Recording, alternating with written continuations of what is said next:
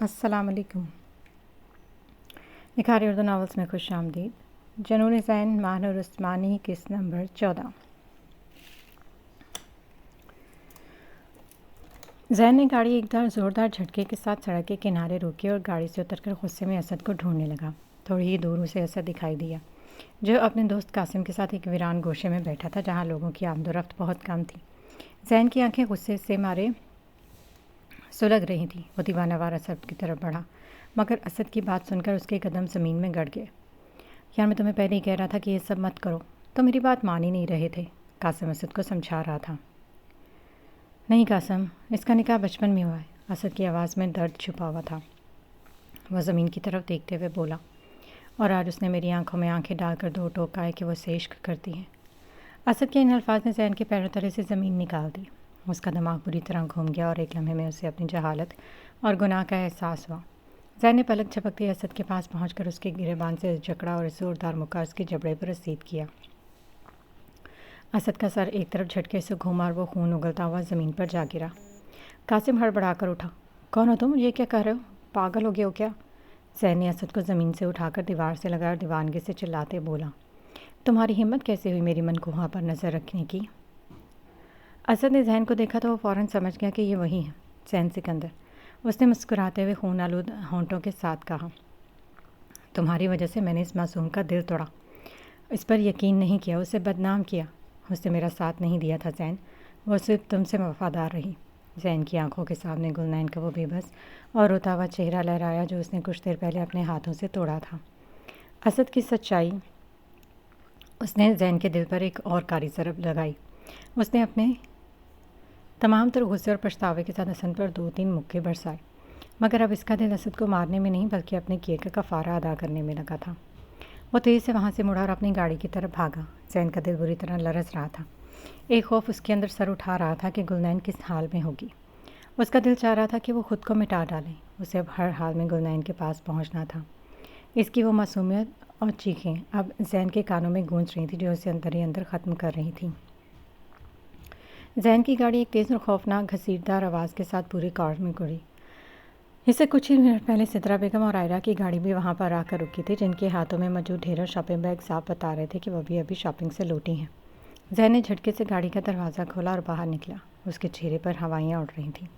बाल बिखरे हुए थे और पूरा हुलिया बुरी तरह से बिगड़ा हुआ था। उसका बिखरा हुलिया और चेहरे का खौफ देखकर सिद्रा बेगम बेहद परेशान हो गई। क्या हुआ बेटा, खैर तो है? सिद्रा बेगम ने पूछा, मगर ज़ैन के पास जवाब देने का वक्त नहीं था। उसका दिल लरस रहा था। वो सिद्रा बेगम की बात का जवाब दिए बगैर लंबे लंबे तेज़ कदम उठाता सीधा अंदर की तरफ भागा। उसके ये बदहवासी देखकर सिद्रा बेगम और आयरा भी घबरा गईं और उसके पीछे भागी। जैसे ही ज़ैन ने गुलनैन के कमरे का दरवाज़ा खोला और अंदर कदम रखा, उसके कदम वहीं बर्फ़ की तरह जम गए। उसके सीने में जैसे सांस बंद होने लगी और दिल मारे खौफ के बुरी तरह कांप उठा।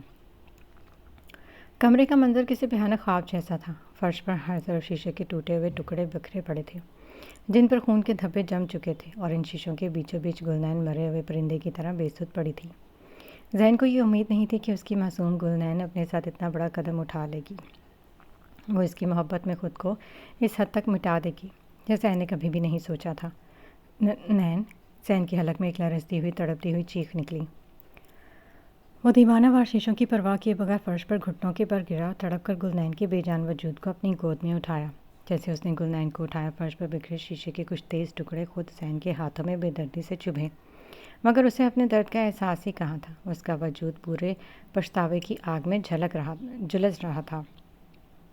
नैन, आंखें खोलो, खुदा के लिए आंखें खोलो, ज़ैन ने उसके खून आलू चेहरे को छूते हुए दर्द से पुकारा। उसी पर सिद्रा बेगम और आयरा भी भागती हुई कमरे के अंदर आईं, मगर सामने का हौलनाक मंजर देखकर दोनों के पांव तले से ज़मीन निकल गई। ड्रेसिंग मिरर टूटा हुआ था और उसके पास दीवार पर खून के निशान थे और गुलनैन खून में लथपथ थी। गुल, सिद्रा बेगम के मुंह से एक चीख निकली। वो अपने दोनों हाथों से अपना सर पकड़कर इसके पास गई। ये क्या हुआ इसको? ज़ैन, ये क्या है? वो रोते हुए चिल्लाई।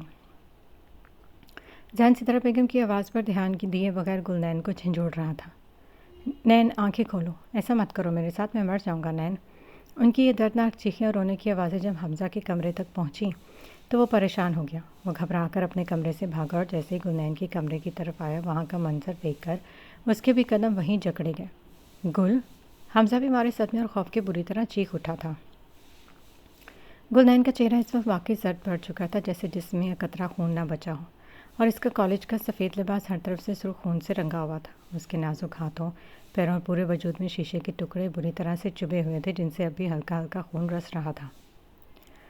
زین نے پاگلوں کی طرح سر اٹھایا اور سرخ روتی ہوئی آنکھوں سے حمزہ کو دیکھا۔ حمزہ، گاڑی نکالو، جلدی گاڑی نکالو۔ زین کی آواز میں زندگی اور موت کی جنگ صاف سنائی دے رہی تھی۔ حمزہ ایک پل ضائع کیے بغیر الٹے قدموں نیچے کی طرف بھاگا اور گاڑی سٹارٹ کرنے لگا۔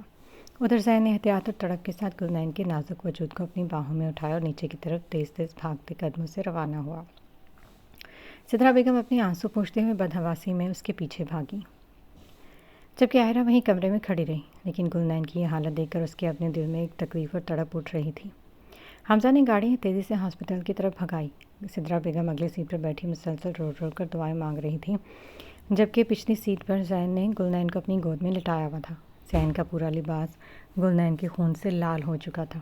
وہ بار بار لرزتے ہاتھوں سے گلنین کی کلائی پکڑ کر اس کی نبض چیک کر رہا تھا، جو بے حد مدھم، بالکل نہ ہونے کے برابر چل رہی تھی۔ نین کے سر کو اپنے سینے سے لگا کر اس کے ماتھے پر لب رکھ کر وہ زاروں قطار رو رہا تھا اور دل ہی دل میں خدا سے بھیک مانگ رہا تھا کہ اس کی نین کو کچھ نہ ہو، ورنہ خود کو کبھی معاف نہیں کر پائے گا۔ حمزہ نے تیزی اور لاپرواہی سے گاڑی ہاسپٹل کے ایمرجنسی گیٹ کے سامنے روکی۔ گاڑی رکتے ہی زین نے ایک سیکنڈ بھی ضائع نہیں کیا۔ اس نے دیوارہ گلنین کو اپنی باہوں میں اٹھایا اور ہاسپٹل کے اندر کی طرف بھاگا۔ ڈاکٹر، کوئی ہے؟ زین کی تڑپتی ہوئی پاگلوں جیسی چیخیں ہاسپٹل کے کوریڈور میں گونجیں۔ اس کی چیخیں سن کر ہاسپٹل کا اسٹاف اور وارڈ بوائے فوراً ایک اسٹریچر لے کر وہاں پر پہنچے۔ زین نے لرزتے ہاتھوں سے گلنین کے اس معصوم خون آلودہ وجود کو اسٹریچر پر لٹایا۔ گلنین کا سفید لباس اب جگہ جگہ سے سرخ ہو چکا تھا اور اس کا چہرہ بالکل زرد پڑا ہوا تھا۔ جیسے اسے اسٹریچر پر ڈالا گیا، 2-3 ڈاکٹرز اور نرسیں فوراً اس کی طرف لپ گئے۔ ایک نرس نے جلدی سے اس کی نبض چیک کی اور ڈاکٹر کو دیکھا۔ سر، پلس لو ہے اور بلیڈنگ بہت زیادہ ہو چکی ہے، ہمیں فوراً آپریشن تھیٹر شفٹ کرنا ہوگا۔ ڈاکٹرز نے بنا وقت گوائے اسٹریچر کو تیزی سے آپریشن تھیٹر کی طرف دوڑنا شروع کر دیا۔ زین بدحواسی کے عالم میں اسٹریچر کے ساتھ ساتھ بھاگ رہا تھا۔ اس نے گلنین کا خون آلود ٹھنڈا ہاتھ اپنے دونوں ہاتھوں میں جکڑا ہوا تھا۔ نین، آنکھیں کھولو یار، دیکھو تمہارا زین تمہارے پاس ہے۔ مجھے اکیلا مت چھوڑنا نین۔ وہ بچوں کی طرح زاروں قطار رو رہا تھا۔ اس کے اپنے ہاتھوں سے بھی اس کا اپنا خون اور گلنین کے خون مل کر بہہ رہا تھا۔ سر، آپ اندر نہیں آ سکتے، پلیز باہر رکیں۔ آپریشن تھیٹر کے دروازے پر پہنچتے ایک نرس نے سختی سے زین کو کہا۔ زین نے تڑپ کر سامنے دیکھا، جہاں اسٹریچر اندر جا چکا تھا اور اگلے ہی پل آپریشن تھیٹر کا بھاری دروازہ ایک خوفناک آواز کے ساتھ بند ہو گیا اور اوپر لگی ریڈ لائٹ آن ہو گئی، جو صاف بتا رہی تھی کہ اندر گلنین کی زندگی اور موت کی جنگ شروع ہو چکی ہے۔ زین وہیں بند دروازے کے سامنے گھٹنوں کے بل فرش پر بیٹھ گیا، اپنا سر دیوار سے ٹکا کر بے بسی سے رونے لگا۔ اس کا دل بری طرح سے لرز رہا تھا۔ اسے لگ رہا تھا کہ اگر آج گلنین کو کچھ ہو گیا تو وہ خود کو جیتے جی مار ڈالے گا۔ آپریشن تھیٹر کے باہر خاموشی کا ہولناک سناٹا چھایا ہوا تھا۔ زین فرش پر دیوار کے ساتھ ٹیک لگائے بیٹھا تھا۔ اس کے ہاتھ خون آلود تھے اور آنکھیں پتھرا چکی تھیں۔ تبھی حمزہ دھیرے سے اس کے پاس آیا اور اس کے ساتھ بالکل فرش پر بیٹھ گیا۔ حمزہ کا دل اندر سے پھٹ رہا تھا۔ اسے گلنین کی تکلیف کا احساس اپنی جان سے زیادہ تھا۔ وہ سوچ سوچ کر لرز رہا تھا کہ اگر آج گلنین کو کچھ ہو گیا تو وہ اپنی بہن کے بغیر کیسے جی پائے گا۔ اس کا وجود مارے صدمے اور دکھ کے کانپ رہا تھا۔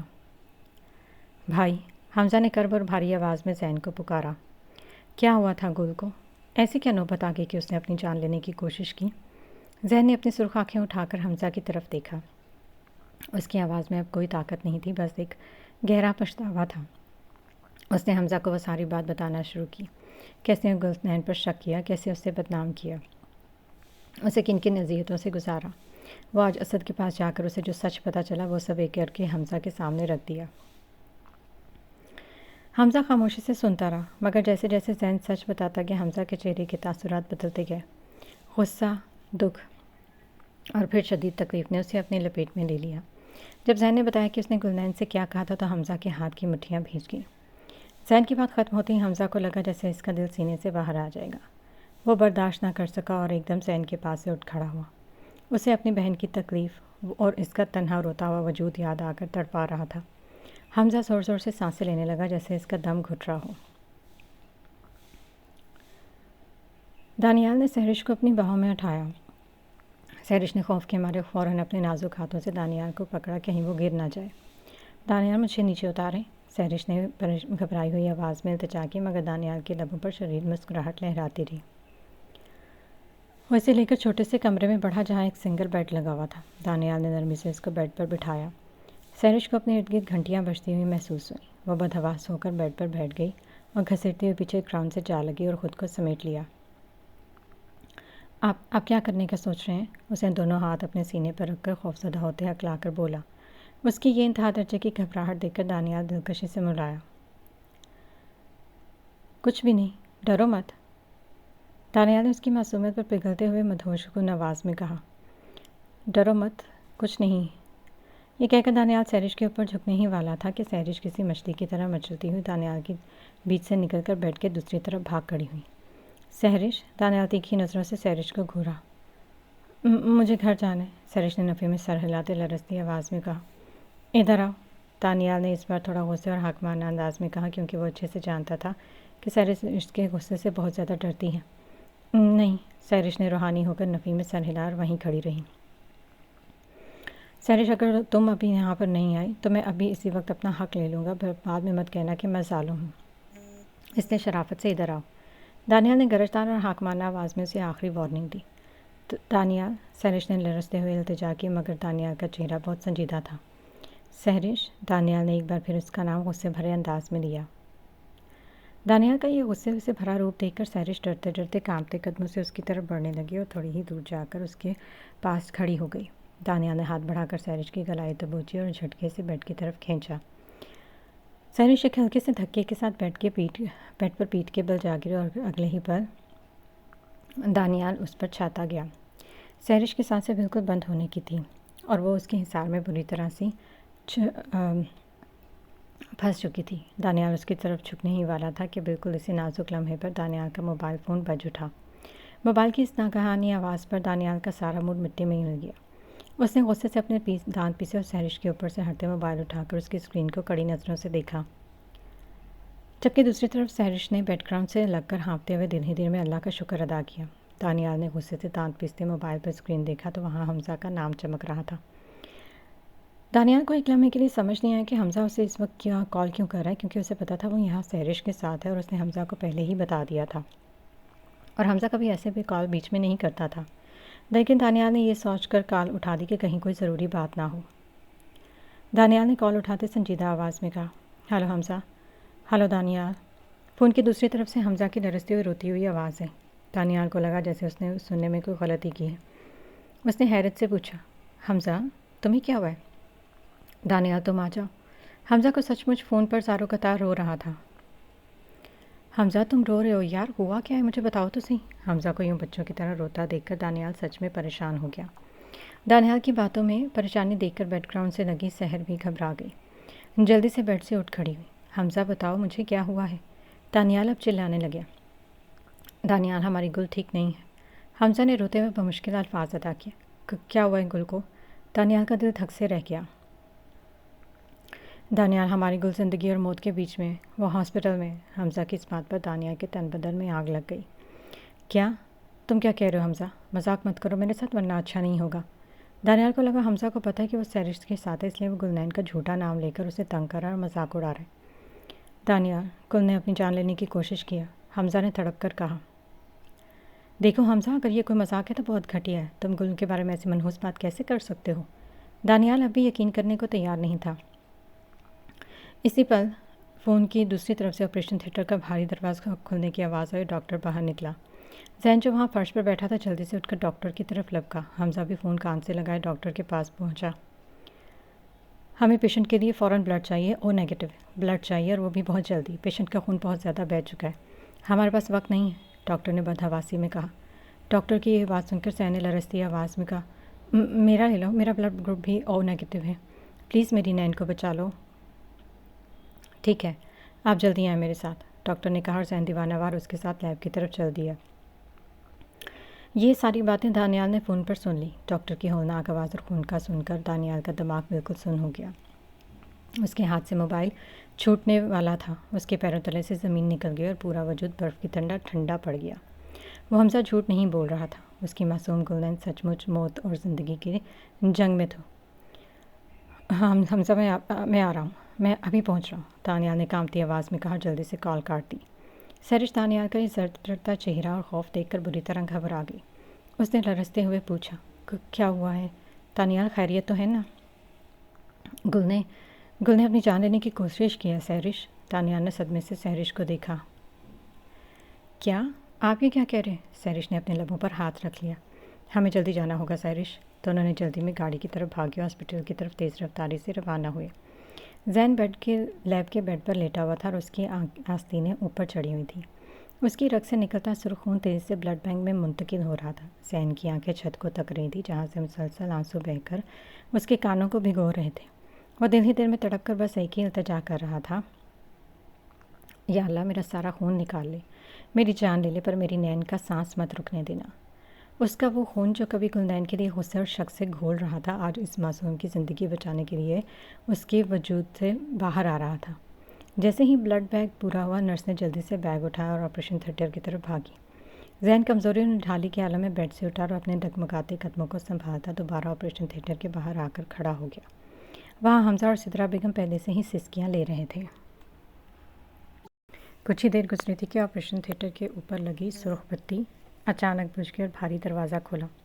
डॉक्टर थके हुए इंतहाई संजीदा चेहरे के साथ बाहर निकला। डॉक्टर को देखते ही जैन, हमजा और सिद्रा बेगम पागलों की तरह उसकी तरफ लपके। डॉक्टर, मेरी नैन ठीक है ना? बोले डॉक्टर, वो होश में आ गई है ना? जैन ने लरसती और इल्तिजा भरी आवाज़ में डॉक्टर का बाजू पकड़कर पूछा। उसका दिल सीने में बुरी तरह से धड़क रहा था।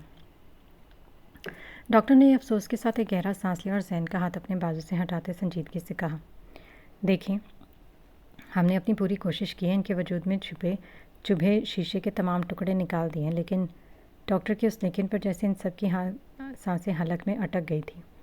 लेकिन क्या डॉक्टर, मेरी बहन को क्या हुआ है? हमजा ने रोते हुए कर्ब से चिल्लाया।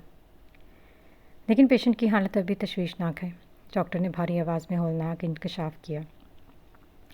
अगले 24 घंटे पेशेंट के लिए नाजुक है। वह इस वक्त बहुत गहरी बेहोशी में है और इनका दिमाग सदमे की वजह से रिस्पॉन्ड नहीं कर रहा।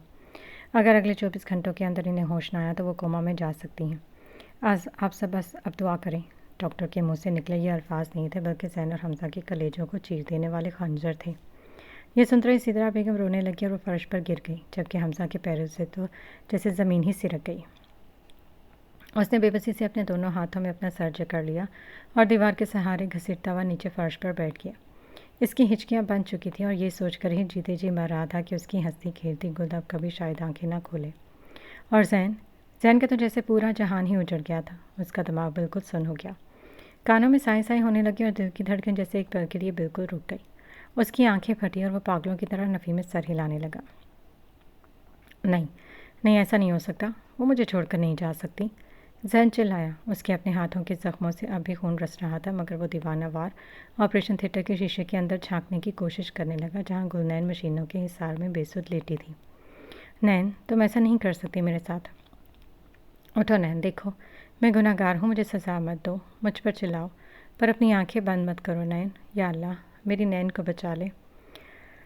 जैन हॉस्पिटल के कॉरिडोर में घुटनों के बल गिरकर बच्चों की तरह बिलक बिलक कर रो रहा था। इसका वो गरूर और वो हाकमियत पछतावे की खाक में मिलकर रेजा रेजा हो चुकी थी, और हॉस्पिटल की फ़िज़ा उनके इस दर्दनाक रोने और सिसकियों से सच्ची मुच्ची लरज़ उठी थी। दानियाल और सैरिश हॉस्पिटल के अंदर भागते हुए दाखिल हुए। दानियाल का दिल सीने में हथौड़े की तरह बज रहा था और वो दोनों सीधे रिसेप्शन की तरफ लग गए। गुलनैन, सिकंदर, वो कहाँ है? प्लीज़ जल्दी बताएं, दानियाल ने हाँफते हुए ऊंची आवाज़ में पूछा। सर, वो ऊपर सेकंड फ्लोर पर। ये सुनते ही दानियाल और सैरिश सीढ़ियों की तरफ भागे। जैसे ही वो सेकंड फ्लोर के कॉरिडोर में पहुंचे, वहाँ का होलनाक और दर्दनाक माहौल देखकर दानियाल का कलेजा मुंह को आ गया। फ़िज़ा में सिर्फ रोने और सिसकियाँ लेने की आवाज़ें गूंज रही थीं। सिद्रा बेगम फर्श पर बैठी बैन कर रही थी। जैन पागलों की तरह घुटनों के बल गिरा हुआ रो रहा था और हमजा एक कोने में सर झगड़े लरस रहा था। हॉस्पिटल का ये माहौल देखकर सैरिश लबों पर हाथ रखकर ज़ारों कतार रोती हुई सिद्रा बेगम की तरफ भागी और इन्हें गले लगकर रोने लगी। मामी जान, मेरी गुल को क्या हुआ है? दानियाल के पैरों से तो जैसे ज़मीन ही निकल गई। उसका चेहरा बिल्कुल जर्द पड़ गया। वो लरसते कदमों से आगे बढ़ा और सीधा हमजा के पास पहुंचकर इसका कंधे पकड़कर इसे झंझोड़ा। हमजा, हमजा, मेरी तरफ देखो, क्या हुआ है मेरी गुल को? डॉक्टर्स ने क्या कहा है? दानियाल ने खौफजदा और कांपती आवाज़ में पूछा, मगर हमज़ा ने कोई जवाब नहीं दिया। वह बिल्कुल खामोश रहा और उसकी आंखों से मुसलसल आंसू बहते रहे। हमज़ा को यूँ गहरी खामोशी में रोता देखकर दानियाल का ज़ब्त बिल्कुल टूट गया। वो चीख उठा, बोलो हमज़ा, बोलते क्यों नहीं? खुदा के लिए खामोश रहो, खामोश मत रहो, कुछ तो बोलो, क्या कहा है डॉक्टर ने? दानियाल दीनवानावाल चिल्लाया। तब हमज़ा ने कर्ब से आंखें नज़रें उठाई और रोते हुए लरसती आवाज़ में कहा, दानियाल, डॉक्टर्स कह रहे हैं कि गुल अगले 24 घंटे में होश में ना आई तो वो कोमा में चली जाएगी। हमज़ा के मुंह से ये सुनते ही दानियाल को लगा जैसे किसी ने उसके ऊपर उबलता हुआ लोहा डाल दिया हो।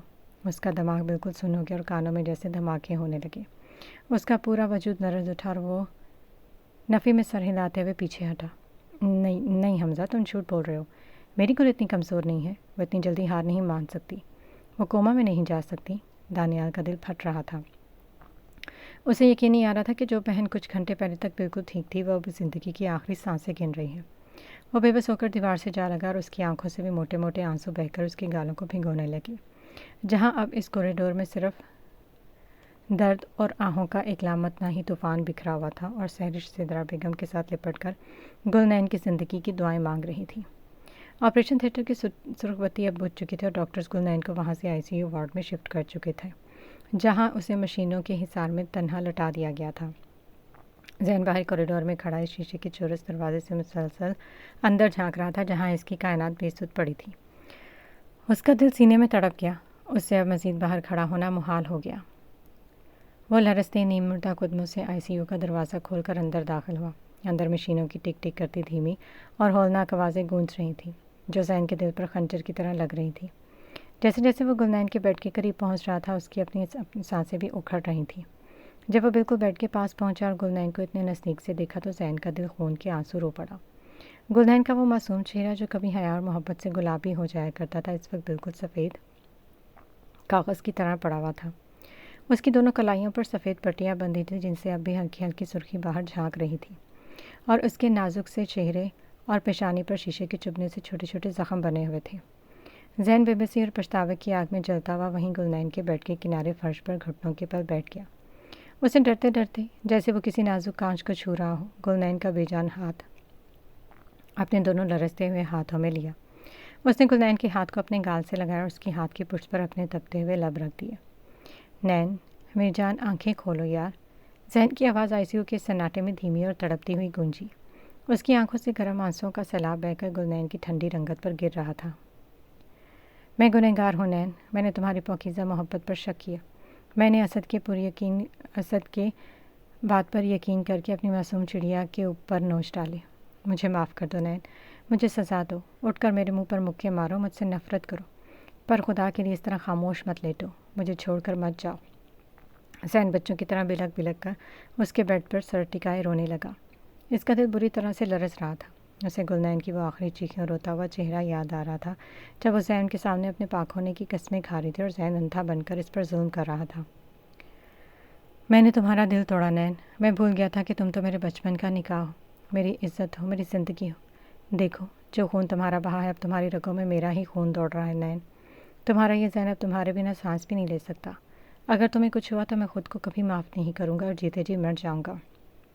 मुसलसल उसके बेजान हाथ को चूम रहा था और सिसकियाँ ले रहा था, जिसका सारा गरूर, उसकी सारी हकमियत गुलनैन के इस जर्द चेहरे के सामने घुटनों के बल झुककर भीख मांग रही थी कि बस एक बार उसकी नैन अपनी आंखें खोलकर उसे देख लें।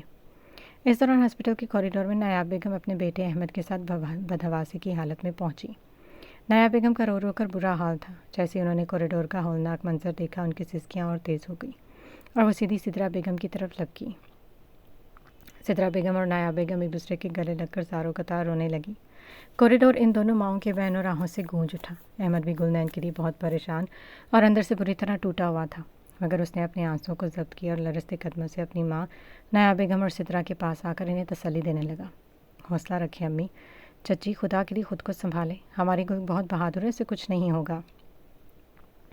दूसरी तरफ हमज़ा और दानियाल की हालत इस वक्त बहुत बदतर हो चुकी थी। हमज़ा सर दीवार से सर टिकाए घुटनों में मुंह दिए लरस रहा था, जबकि दानियाल साकित खड़ा आंखों से मुसलसल बहते आंसुओं के साथ आईसीयू के दरवाजे को तक रहा था। جیسے اس کے وجود کی ساری طاقت ختم ہو چکی ہو۔ احمد آگے بڑھ کر ان دونوں کے پاس آیا، ان کے کندھوں پر ہاتھ رکھ کر انہیں سنبھالنے کی ناکام کوشش کرنے لگا، جبکہ وہ خود بھی اندر سے ریزہ ریزہ ہو رہا تھا۔ کہتے ہیں مرد روتے نہیں کیونکہ ان کے کندھوں پر پورے خاندان کا مان اور حوصلہ ہوتا ہے، لیکن آج گلنین کی حالت دیکھ کر پچھتاوے، بے بسی اور شدید محبت کی گرمی یہ مرد بھی بچوں کی طرح زاروں قطار رو رہے تھے، کیونکہ جب روح پر گھاؤ لگتا ہے تو پھر کوئی ضبط اور کوئی مردانگی کام نہیں آتی۔ زین اندر ICU میں گھٹنوں کے بل بیٹھا گلنین کا ٹھنڈا ہاتھ اپنے ہونٹوں سے لگائے مسلسل سسکیاں لے رہا تھا اور پچھتاوے کی آگ میں جل رہا تھا۔ وہ بار بار اس کی بند آنکھوں کو دیکھ کر اپنے گناہوں کی معافی مانگ رہا تھا کہ اچانک خاموش کمرے میں لگی مانیٹر مشین سے بے حد تیز اور ہولناک بیپ کی آواز گونجنے لگی۔ زین نے جھٹکے سے سر اٹھا کر مانیٹر کی طرف دیکھا، جہاں گلنین کے دل کی دھڑکن کی لکیر بہت تیزی سے نیچے گر رہی تھی اور گراف سیدھا ہو رہا تھا۔ اس کی دھڑکن ڈوب رہی تھی۔ نہیں نین، ایسا مت کرو۔ زین کا دل مارے خوف کے حلق میں آ گیا۔ وہ کھڑا وار دیوانہ وار پیچھے مڑ کر چلایا، ڈاکٹر جلدی آئیں ڈاکٹر۔ مشین کی وہ خوفناک آواز اور زین کی وحشتناک چیخیں باہر کوریڈور تک گئیں تو وہاں کھڑے احمد، دانیال اور حمزہ کے کلیجے کانپ اٹھے۔ 2 ڈاکٹرز اور 3 نرسیں جلدی میں ICU کا دروازہ کھول کر اندر کی طرف لپکے۔ ان کے پیچھے ہی احمد، دانیال اور حمزہ بھی دل تھامے اندر بھاگے۔ سر، پیشنٹ کارڈیک اریسٹ میں جا رہی ہے، اس کی پلس ختم ہو رہی ہے، نرس نے مانیٹر دیکھ کر گھبرائی ہوئی آواز میں ڈاکٹر کو بتایا۔ زین ابھی گلنین کا ہاتھ چھوڑنے کو تیار نہیں تھا، وہ پاگلوں کی طرح اس کا ہاتھ جھنجھوڑ رہا تھا۔ نین، آنکھیں کھولو، تو مجھے ایسے چھوڑ کر نہیں جا سکتی۔ ڈاکٹر کچھ کرے نا۔ مسٹر زین پیچھے ہٹیں اور باہر جائیں، آپ ہمیں اپنا کام نہیں کرنے دے رہے، ڈاکٹر نے سختی سے کہا اور ایک وارڈ بوائے نے زین کو ICU سے باہر نکال دیا۔ احمد اور دانیال بھی زین اور حمزہ کو کھینچ کر باہر کیا کیونکہ اندر ڈاکٹرز گلنین کو بچانے کی آخری کوشش کر رہے تھے۔ ICU کا بھاری دروازہ بند ہو گیا، مگر پھر سب لوگ باہر کوریڈور میں شیشے کے چورس جھروکے سے اندر کا ہولناک منظر دیکھ کر تڑپ اٹھے۔ اندر ڈاکٹر نے جلدی سے ڈیفیبریلیٹر کی پشز اٹھائیں اور ڈاکٹر سے کہا، charge to 200 joules, clear. Doctor نے وہ شخص گلنین کے نازک اور بے جان سینے پر رکھے اور زیردار جھٹکے کے ساتھ گلنین کا پورا وجود بیڈ سے اوپر کی طرف اچھلا اور پھر بے جان ہو کر دوبارہ بیڈ پر گر گیا۔ کچھ نہیں ہوگا سر، پلس اب بھی فلیٹ ہے، نرس نے روحانسی ہو کر مانیٹر کو دیکھا۔ Charge to 300 joules, clear, doctor نے دوبارہ چلایا اور ایک بار پھر اس کے سینے پر شاکس دیے۔ گلنین کا وجود پھر جھٹکے سے اوپر اٹھا۔ باہر کھڑے احمد اور حمزہ نے مارے صدمے کے اپنی آنکھیں بند کر لی اور دیوار سے سر ٹکا کر رونے لگے۔ نایا بیگم اور سدرا بیگم شیشے سے اپنی بچی کا یہ حال دیکھ کر وہیں فرش پر ڈھیر ہو گئی۔ زین کا دل اس وقت گلنین کے سینے کے ساتھ دھڑک رہا تھا اور اندر مانیٹر کی وہ سیدھی ہوتی لکیر ان کی زندگیوں کا چراغ گل کرنے کو تیار تھی۔ نیہان اپنے کمرے میں بیٹھی تھی کہ اچانک گلنین کے ہاسپٹل میں ہونے کی خبر پہنچی۔ یہ سنتے ہی نیہان کے ہاتھ سے پانی کا گلاس چھوٹ کر فرش پر گرا اور ریزہ ریزہ ہو گیا۔ اس کا پورا وجود مارے صدمے اور ڈر کے کانپنے لگا۔ اس نے اپنا موبائل اٹھایا اور لرزتی انگلیوں سے عدن کا نمبر ڈائل کیا۔ اس وقت نیہان کی آنکھوں سے زاروں قطار آنسو بہہ رہے تھے۔ جیسے دوسری طرف عدن نے کال اٹھائی، نیہان کا ضبط بالکل جواب دے گیا۔ عدن، نیہان نے روتے ہوئے تڑپتی آواز میں پکارا۔ نیہان، کیا ہوا ہے؟ تم رو کیوں رہی ہو؟ عدن اس کی ہچکیاں سن کر ایک سیکنڈ میں پریشان ہو گئی۔ اس کا دل کسی انجانے خوف سے دھک سے رہ گیا۔ عدن، ہماری گل نے اپنی جان لینے کی کوشش کی ہے، وہ ہاسپٹل میں، اس کی حالت بہت نازک ہے عدن، ڈاکٹرز کہہ رہے ہیں کہ وہ کوما میں جا سکتی ہیں۔ نیہا نے روتے ہوئے ایک ہی سانس میں وہ ہولناک سچ عدن کے سر پر دے مارا۔ گلنین کا نام اور اس کی یہ حالت سن کر عدن کے پیروں تلے سے زمین نکل گئی۔ اسے لگا جیسے کسی نے اس کے دل پر خنجر چلا دیا۔ وہ گلنین کی محبت میں اپنی ساری تکلیف، اپنا سارا درد ایک سیکنڈ میں بھول گئی۔ اس وقت اسے اپنی کسی تکلیف کا احساس نہیں تھا، اسے بس اپنی گلنین کی زندگی کی فکر تھی۔ کیا تم یہ کیا کہہ رہی ہو نیہان؟ گل کو کیا ہوا ہے؟ عدن کا پورا وجود برف کی طرح ٹھنڈا پڑ گیا۔ عدن، جلدی ہاسپٹل آؤ، نیہان نے روتے ہوئے جلدی سے کال کاٹ دی۔ عدن کا دماغ بالکل سن ہو چکا تھا، کانوں میں سائیں سائیں ہو رہی تھی۔ عدن جلدی سے گاڑی کی طرف بھاگی اور ڈرائیور ہسپتال کی طرف تیز رفتاری سے روانہ ہو گیا۔ احمد ICU کے شیشے سے گلنین کو اس حالت میں دیکھ کر اندر سے بالکل پھٹ پڑا تھا۔ جیسے ڈاکٹر نے شاکس دینے بند کیا، گلنین کی حالت عارضی طور پر سمٹی۔ احمد کا ضبط بالکل جواب دے گیا۔ اب کوریڈور میں موجود ہر شخص، نایاب بیگم، سدرا بیگم، حمزہ اور دانیال کو یہ سچ معلوم ہو چکا تھا کہ گلنین نے یہ قدم صرف اور صرف زین کی بے بنیاد شک اور اذیتوں کی وجہ سے اٹھایا ہے۔ احمد غصے سے مڑا اور سیدھا زین کی طرف لپکا جو وہیں فرش پر بیٹھا رو رہا تھا۔ احمد نے بنا کچھ سوچے زین کا گریبان اپنے دونوں ہاتھوں میں جکڑا اور اسے زوردار جھٹکے سے اٹھا کر دیوار کے ساتھ لگا دیا۔ تمہاری ہمت کیسے ہوئی زین؟ کس چیز کا بدلہ لیا تم نے میری معصوم بہن سے؟ احمد ہاسپٹل کے کوریڈور میں شیر کی طرح گرجا۔ اس کی آنکھیں غصے سے لال ہو رہی تھیں اور چہرہ تپ رہا تھا۔ احمد چھوڑو اسے، دانیال نے کمزور آواز میں احمد کا بازو پکڑنے کی کوشش کی، مگر احمد نے پیچھے جھٹک دیا۔ نہیں دانیال، آج کوئی بیچ میں نہیں آئے گا۔ احمد نے زین کو مزید دیوار سے بھیجتے ہوئے چلایا۔ زین، تم نے صرف ایک جھوٹی بات پر یقین کر کے اس پر اتنا بڑا کیچڑ اٹھانا، اسے اتنی اذیت دی کہ اس نے اپنے ہاتھوں اپنی جان لینے کی کوشش کی۔ زین نے آگے سے کوئی صفائی نہیں دی، نہ ہی اس نے احمد کا ہاتھ ہٹانے کی کوشش کی۔ وہ بس ساکت کھڑا آنکھوں سے مسلسل بہتے آنسوؤں کے ساتھ احمد کو دیکھتا رہا۔ اس کا اپنا دل اس وقت ملامت اور پچھتاوے کی آگ میں جل کر کوئلہ ہو رہا تھا۔ بولو زین، خاموش کیوں؟ اب کرو نا اپنی حاکمیت۔ کہاں گیا تمہارا وہ غرور؟ احمد نے کرب سے کہا۔ اس کی اپنی آواز بھی اب رنج چکی تھی۔ اگر آج میری بہن کو کچھ بھی ہوا نا تو خدا کی قسم میں بھول جاؤں گا کہ تم میرے دوست ہو یا کزن ہو۔ میں تمہیں اپنے ہاتھوں سے جان سے مار دوں گا۔ وہاں موجود ہر ایک موجود اب صرف اور صرف اللہ پاک کے سامنے جھک چکا تھا اور سب گلنین کی دعائیں، زندگی کی دعائیں مانگ رہے تھے۔ سحری شدن اور نہان ایک ساتھ بیٹھے ہوئے تھے۔ ان تینوں کا رو رو کر برا حال تھا۔ ان سب سے دور زین وہیں آئی سی یو کے دروازے کے باہر فرش پر اکیلا بیٹھا اپنی ہی نظروں میں گر رہا تھا، جہاں ہسپتال کے اس کوریڈور کی فضا اس وقت صرف اور صرف سسکیوں، آہو تڑپتی ہوئی دعاؤں سے بوجھل ہو رہی تھی۔ زین فرش پر بالکل ساکت بیٹھا تھا۔ اس کا پورا وجود جیسے پتھر کا ہو چکا تھا، پر اس کے اندر تکلیف کا جو ایک سمندر موجزن تھا، اسے اللہ کے سوا کوئی نہیں جانتا تھا۔ اس کے دل پر پچھتاوے کے اتنے آرے چل رہے تھے کہ اس کے منہ سے اب چیخ بھی نہیں نکل پا رہی تھی۔ اسی دوران دانیال اور حمزہ جو اب تک دور کھڑے رو رہے تھے، لرزتے قدموں سے زین کے پاس آ کر کھڑے ہوئے۔ زین نے سوجی ہوئی سرخ آنکھوں سے سر اٹھا کر اپنے بھائیوں کو دیکھا۔ بھائی، کیا آپ کو گلنین کی آنکھوں میں اپنے لیے کچھ بھی نظر نہیں آ رہا تھا؟ دانیال نے روندھی ہوئی لرزتی آواز میں زین سے پوچھا۔ حمزہ نے بس خاموشی سے زین کو دیکھا۔ اس کی آنکھوں سے بھی آنسو بہہ رہے تھے۔ دانیال رک نہیں رہا تھا۔ اس کے دل کا غبار اب آنسو بن کر باہر آ رہا تھا۔ بھائی، گلنین کی آنکھوں میں دیکھ کر تو کوئی بھی غیر سمجھ جاتا، تو آپ کیسے نہ دیکھ پائے؟ آپ کو گل کی سچائی، اس کی تڑپ کیوں نظر نہیں آئی؟ زین نے کوئی جواب نہیں دیا۔ وہ بس ساکت بیٹھا دانیال کی باتیں سن رہا تھا، جیسے ہر لفظ اس کے سینے میں خنجر کی طرح اتر رہا ہو۔ پتہ ہے بھائی، گل جو اتنی شرارتی کرتی تھی وہ کیوں کرتی تھی؟ دانیال بولتا جا رہا تھا اور زین بالکل سن پڑ چکا تھا۔ وہ سب اس لیے کرتی تھی تاکہ آپ اس کے قریب رہیں، چاہے وہ کسی بھی طریقے سے ہو۔ وہ آپ کی محبت کے لیے، آپ کی توجہ پانے کے لیے اتنا کچھ کرتی تھی۔ بھائی، اگر وہ اوپر سے شرارتی کرتی تھی ہنستی تو اس کا دل اندر سے اتنا ہی رو رہا ہوتا تھا کیونکہ آپ اس سے دور تھے۔ زین کے دل کی دھڑکن جیسے رکنے لگی۔ دانیال کا ایک ایک لفظ گلنین کی محبت کی وہ داستان کھول رہا تھا جس سے زین اندھا بنا ہوا تھا۔ پتہ ہے بھائی، جب آپ پہلی بار لندن گئے تھے تو آپ تو اس سے نفرت کرتے تھے، لیکن وہ ایسی ہو گئی کہ نہ کھاتی تھی وہ نہ کسی سے بات کرتی تھی۔ دانیال نے روتے ہوئے ماضی کا ورق الٹا، جس سے زین بالکل بے خبر تھا۔ تب میں نے اور حمزہ نے اسے سنبھالا۔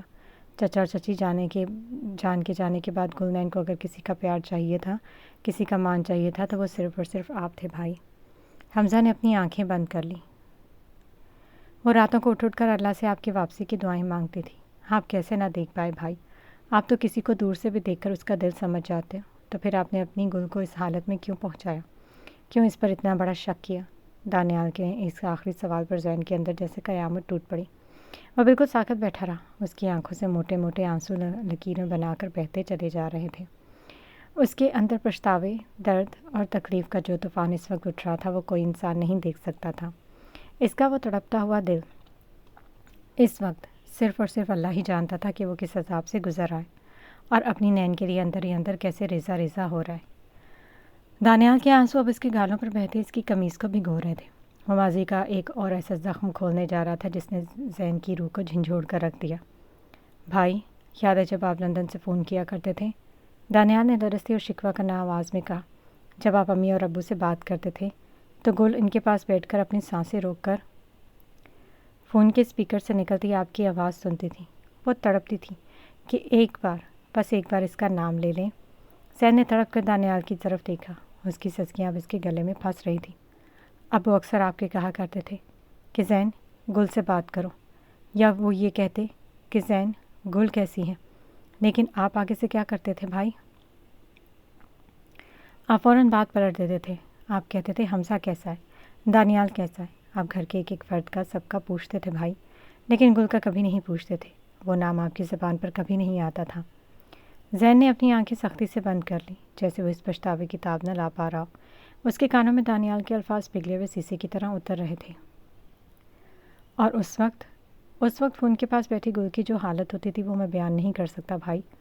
دانیال کی آواز اس درد سے پھٹ رہی تھی۔ وہ چہرہ جو آپ کی آواز سن کر کھلتا تھا، وہ آپ کے اس رویے پر وہیں سب کے سامنے مرجھا جاتا تھا۔ اس کی آنکھوں سے خاموشی سے آنسو گرنے لگتے تھے، پر وہ کسی سے کچھ نہیں کہتی تھی۔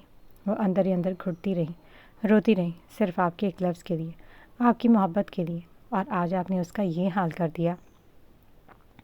زین بالکل بے چین ہو چکا تھا۔ اس کے اندر کی تکلیف، اس کا وہ خوف، پچھتاوا اب اس حد تک تھا جہاں انسان کا دم گھٹنے لگتا ہے۔ اسے اپنی ہر ایک بے رخی، اپنا ہر ایک سخت لفظ یاد آ رہا تھا جو اس نے گلنین کے نازک دل پر مارا تھا۔ اس کا یہ تڑپتا ہوا اور ریزہ ریزہ ہوتا وجود اس وقت صرف اور صرف اللہ ہی سمجھ سکتا تھا، کیونکہ وہ زندہ ہوتے ہوئے بھی اندر سے بالکل مر چکا تھا، اور مانیٹر کی ہر بیپ اس کے گناہوں کی سزا بن کر اسے سنائی دے رہی تھی۔ حمزہ اور دانیال ڈاکٹر کی باتیں سن کر مزید ضبط نہ کر سکے اور تڑپ کر ICU کے اندر داخل ہو گئے۔ وہاں بیڈ پر بے چین لیٹی گلنین کو دیکھ کر دونوں بھائیوں کے کلیجے منہ کو آنے لگے۔ وہ دونوں اس کے بیڈ کے دونوں طرف کھڑے ہو کر گلنین کے ٹھنڈے ہاتھوں کو اپنے ہاتھوں میں تھام لیا۔ گل، اٹھو نا یار، دیکھو تمہارا دانیال آیا ہے۔ دانیال نے روتے ہوئے بہڑ لاڈ سے اس کا ہاتھ ہلا کر کہا، جیسے وہ بچپن کی طرح اسے نیند سے جگا رہا ہو۔ ہاں گل، اب بہت ہو گیا، اٹھ جاؤ، اب ہم تمہیں کچھ نہیں کہیں گے۔ حمزہ نے بھی دوسری طرف سے اس کا ہاتھ تھام کر لرزتی آواز میں کہا، اٹھو، ہم تینوں مل کر زین بھائی سے بدلہ لیں گے۔ انہوں نے تمہیں رلایا ہے نا، ہم ان سے پکا لڑیں گے، کوئی ان سے بات نہیں کرے گا، بس تم ایک بار آنکھ کھول لو۔ ہاں گل، تم اٹھو تو صحیح، ہم وہ سب کریں گے جو تم کہو گی۔ دانیال بولتا جا رہا تھا اور اس کے آنسو گلنین کے ہاتھ پر گر رہے تھے۔ ہم سب مل کر گھومنے جائیں گے، تم جتنی چاہو شرارتیں کرنا، ہم تمہیں بالکل نہیں ڈانٹیں گے، بس ایک بار اٹھ جاؤ، ہمیں ایسے مت ڈراؤ۔ دونوں بھائی، کبھی حمزہ تو کبھی دانیال، مسلسل گلنین سے باتیں کر رہے تھے۔ اس کے بچپن کی یادیں اور زین سے بدلہ لینے کی باتیں دہرا رہے تھے کہ اچانک ایک معجزہ ہوا۔ مانیٹر کی سست ہوتی بیپ تیز ہوئی اور گلنین کی بند ہوتی آنکھوں کے پپوٹے ہلکے سے ہلے۔ اس کی انگلیوں میں دھیمی سی حرکت ہوئی، جیسے وہ اپنے بھائیوں کی آواز سن رہی ہو۔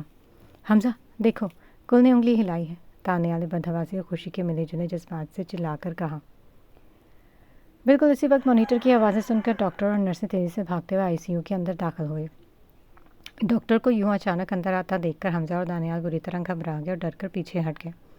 ڈاکٹر نے آگے بڑھ کر فوراً گلنین کی پلس چیک کی اور اس کی آنکھوں کی پتلیاں دیکھیں اور پھر چونک کر حمزہ اور دانیال کی طرف مڑے۔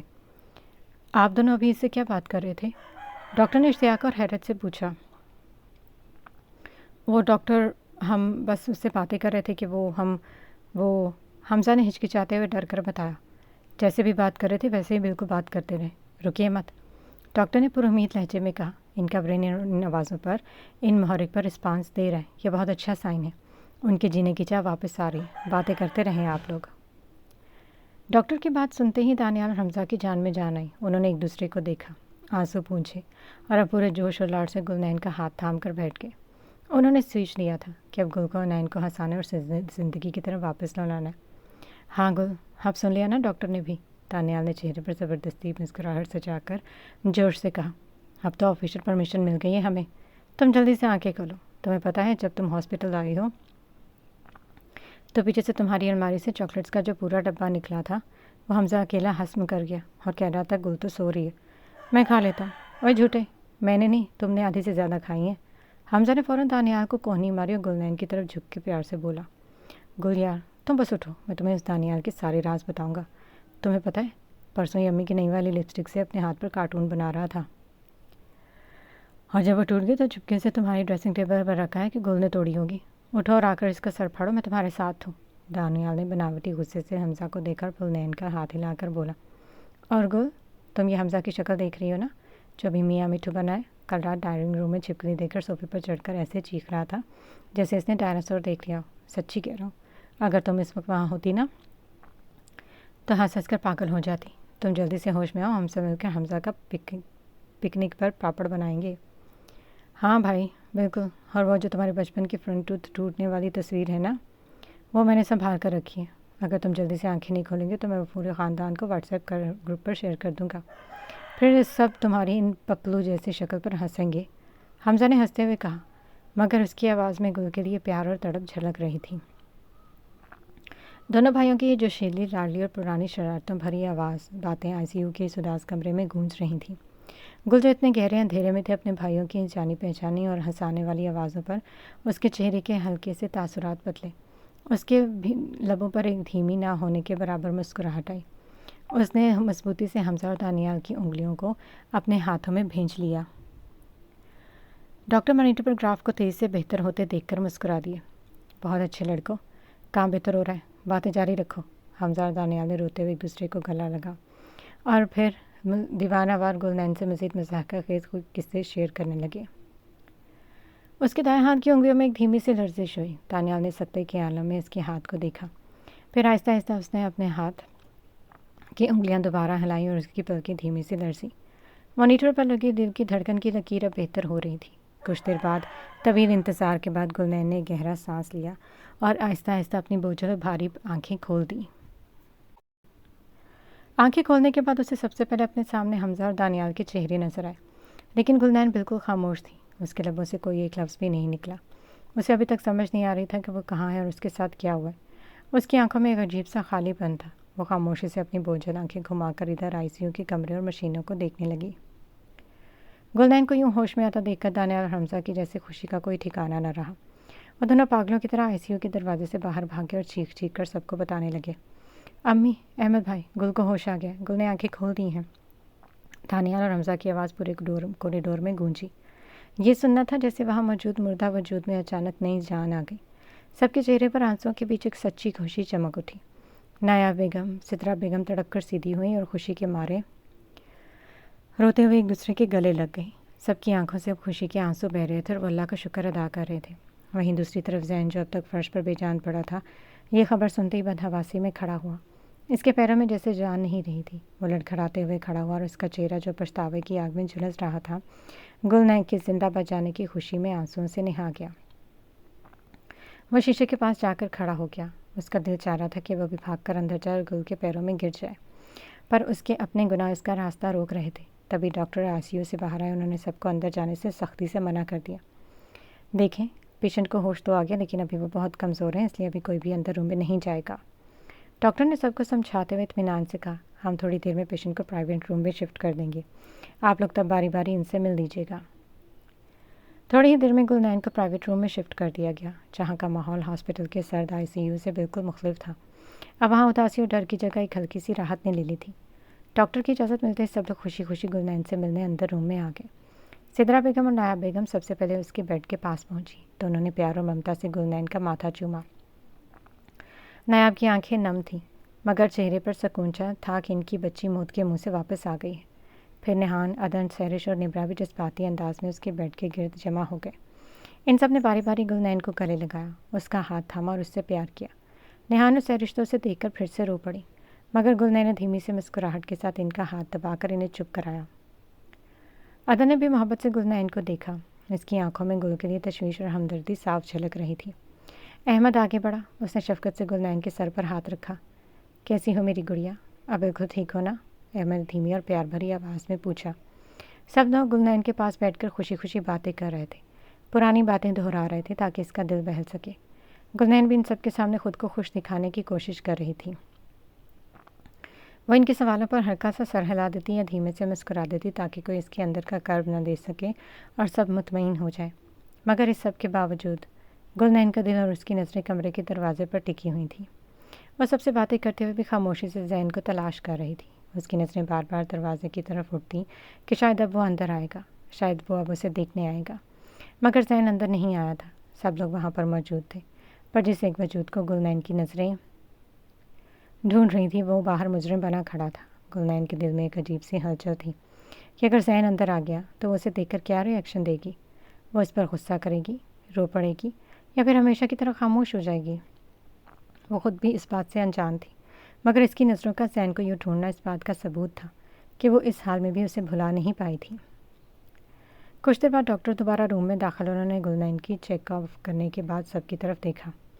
پیشنٹ انہیں ابھی کمزور ہے، انہیں اب مکمل آرام کی ضرورت ہے، اس لیے آپ باہر چلے جائیں تاکہ یہ اب سکون سے سو سکیں، ڈاکٹر نے نرمی سے ہدایت دی۔ डॉक्टर की बात सुनकर नाया बेगम और सिद्रा बेगम ने एक बार फिर गुलनैन का सर छूमा। सब ने प्यार से उसे देखा और बारी बारी खामोशी से कमरे से बाहर निकल गए और दरवाज़ा आहिस्ता से बंद किया। पूरे कमरे में गहरा उदास सन्नाटा छा गया। गुलनैन अकेली लेटी थी, पर उसके जहन पर इस वक्त हज़ारों सवालों का एक तूफान चल रहा था। वो छत को तकते हुए सोच रही थी कि क्या जैन को अब भी इस पर शक है। क्या वो अब भी उसे वैसा ही गलत समझ रहा है जैसे उसे समझा था। क्या उसके इतने बड़े कदम उठाने के बाद भी जैन का दिल नहीं पिघला। इन तलख और तकलीफ सवालों के आते गुलनैन का जब टूट गया और उसकी बंद आंखों की कोसों से आंसू निकलकर तेज़ से इसके कानों की तरफ बहने लगे। उसका पूरा वजूद इस दिन की अजियत को याद करके लरज़ उठा।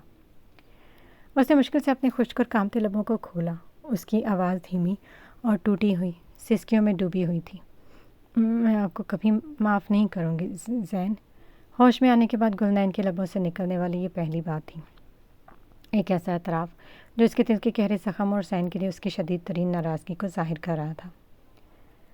कमरे की दीवारें इसके कर्ब की गवाह बन गई, जबकि वो खुद अपने आंसुओं के समंदर में बहती चली गई।